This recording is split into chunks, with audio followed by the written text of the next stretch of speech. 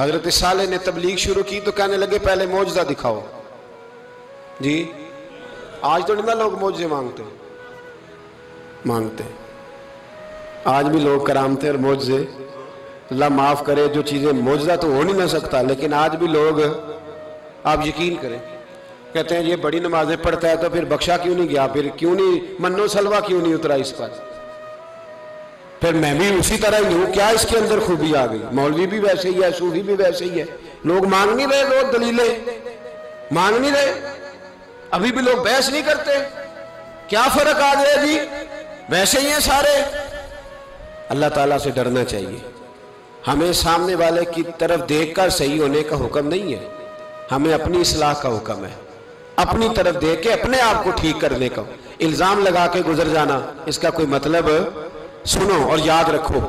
حضرت صالح علیہ السلام سے کہنے لگے پہلے معجزہ دکھائیں، تو حضرت صالح علیہ السلام نے فرمایا اونٹ کہاں سے پیدا ہوتے ہیں؟ کہا اونٹنی کے بطن سے.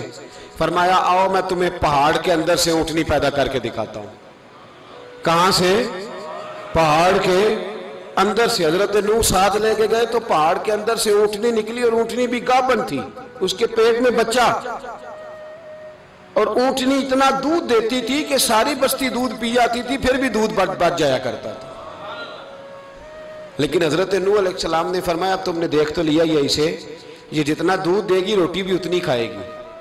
ایک دن تم سارے پانی پیو گے، ایک دن یہ سارا پانی پیا کرے گی. ایک دن تم سارے باقی جانوروں کو گھاس کھلاؤ گے، ایک دن یہ اونٹنی. اور اونٹنی کا نام کیا؟ ناقۃ اللہ، اللہ کی اونٹنی.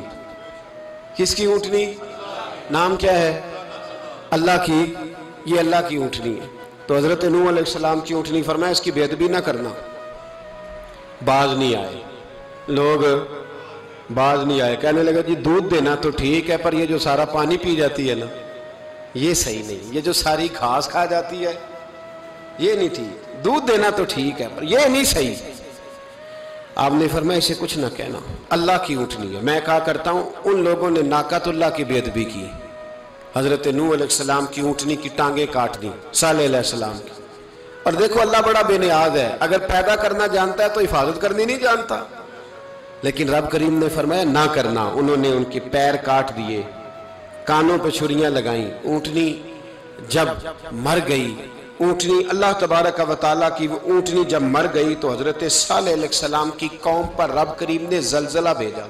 اذا زلزلت الارض زلزالہا، جب زلزلے آئیں گے اور جب ان کا زلزلہ آنا زلزلہ آتا ہے نا، کیا کرتی ہے قوم؟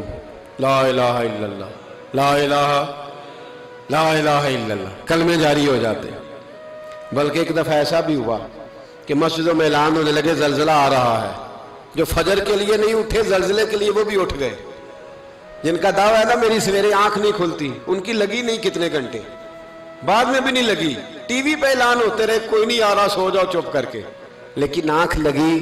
موت سے تو ڈرتا ہے، اللہ سے ڈرتا ہی نہیں. موت کا خوف ہے، رب کا نہیں. زلزلہ آیا، ساری قوم تباہ ہو گئی. بتاؤ اگر ناقۃ اللہ کی گستاخی ہو تو اللہ ناراض ہو جاتا ہے، اور اگر اولیاء اللہ کی ہو، اگر اولیاء اللہ کی ہو تو رب ناراض نہیں ہوتا.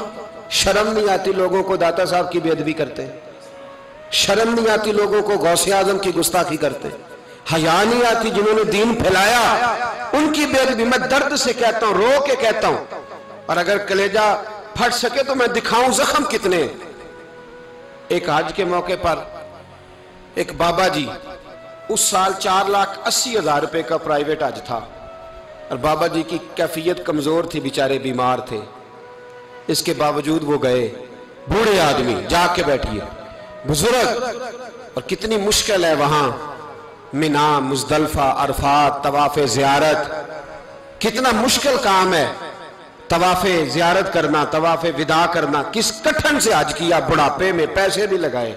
اور جب وہ روضہ رسول پہ گئے صلی اللہ اور انہوں نے جا کے نبی پاک صلی اللہ علیہ وسلم کے روزے کی طرف منہ کر کے درود شریف پڑھا تو ایک ملا نے اٹھ کے کہہ دیا تو مشرک ہے.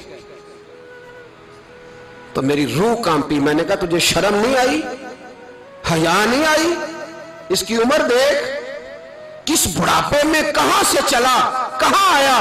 یہ مشرک ہوتا تو کسی مندر میں جاتا، یہ مشرک ہوتا تو کسی گرجے میں جاتا، یہ مشرک نہیں، یہ مومن ہے، اور یہ وہ والا مومن ہے جس کے سینے میں دل جب دھڑکتا ہے تو خالی دھڑکتا نہیں، ساتھ وہ محمد عربی پہ درود و سلام بھی پڑھتا ہے۔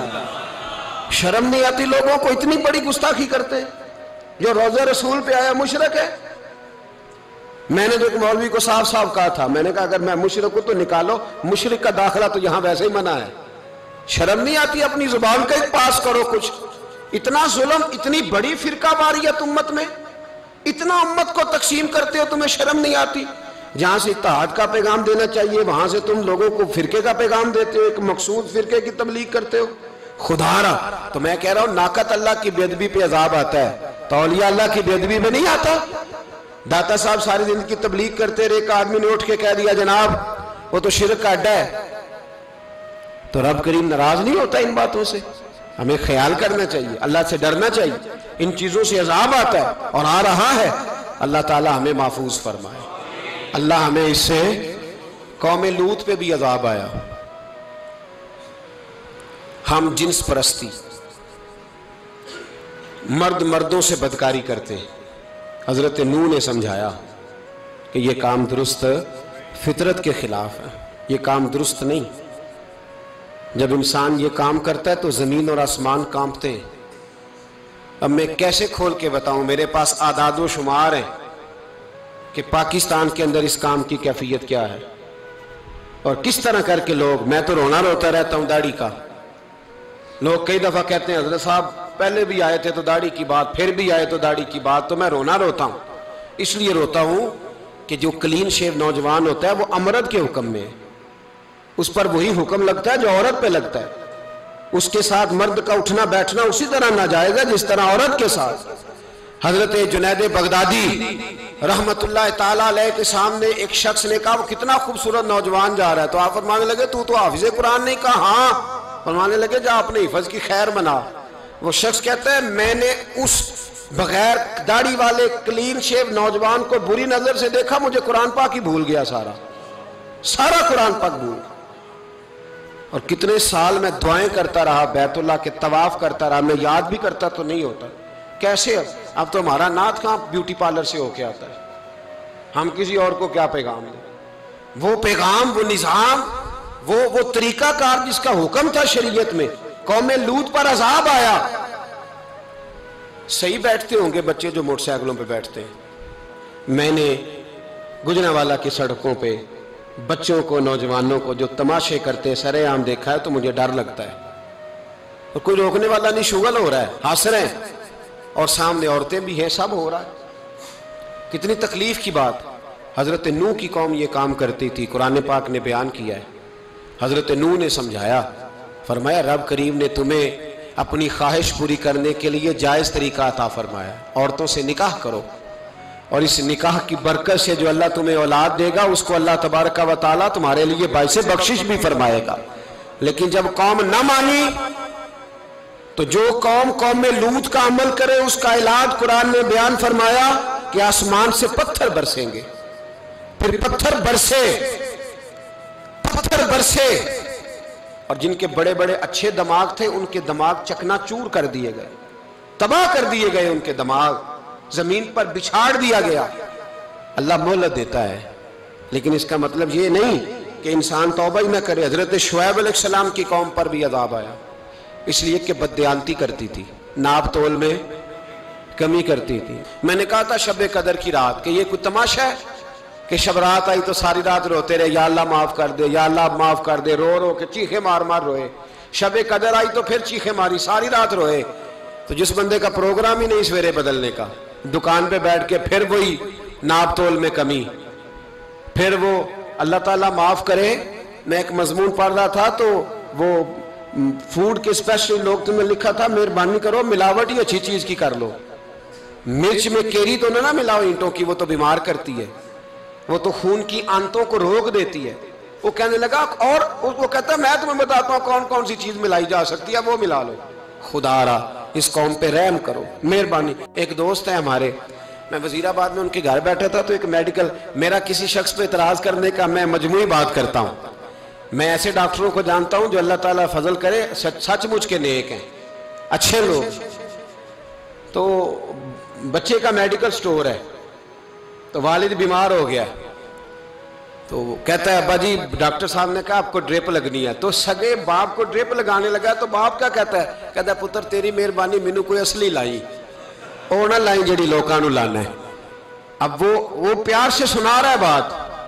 میں نے اسے کہا کہ یہ تو ڈوب مرنے کا مقام ہے نا, ڈوب مرنے کا مقام, کہ جس ملک کے اندر دوائی بھی صحیح نہ بکے, اصلی نہ ملے دوائی بھی, اور پھر وہ قوم کہے کہ ہم نے تو پورے روزے رکھے, ہم نے تو بڑا صدقہ اور خیرات کیا, دوائی بھی اصل نہ ملے. جناب شعیب علیہ السلام کی قوم ناپ تول میں کمی کرتی تھی, تو اللہ تبارک و تعالیٰ نے ان پر بتا عذاب کس طرح کا بھیجا. شدید گرمی ہوئی, اللہ ہمیں محفوظ فرمائے.